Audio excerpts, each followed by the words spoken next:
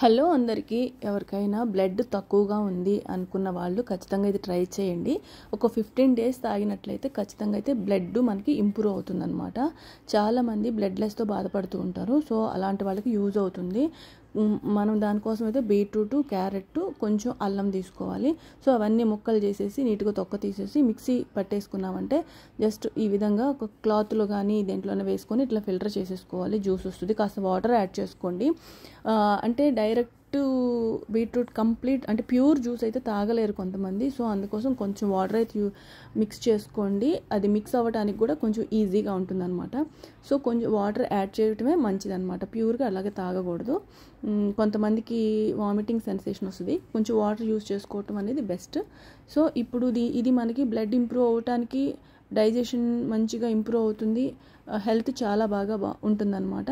ఎలాంటి ప్రాబ్లమ్స్ అయితే ఉండవు. ఎవరైనా తాగొచ్చు. ఎస్పెషల్లీ ప్రెగ్నెన్సీతో ఉన్న వాళ్ళకైతే ఇది చాలా మంచిది. బ్లడ్లెస్ ఉంది అనుకున్న వాళ్ళు ఎవరైనా కూడా, కళ్ళు తిరుగుతున్నాయి, కొంచెం రక్తం తగ్గినట్టుంది బాడీలో అనుకున్న వాళ్ళు ఎవరైనా కూడా తాగొచ్చు. వాళ్ళే కాకుండా ఎవరైనా కూడా, పిల్లలు, పెద్దవాళ్ళు ఇది కనీసము ఒక 15 డేస్ తాగినట్లయితే మనకి మంచి రిజల్ట్ అయితే ఉంటుందన్నమాట. మంచి కలర్ ఇంప్రూవ్మెంట్ కూడా వస్తుంది. ఖచ్చితంగా ట్రై చేయండి. ఓకేనా?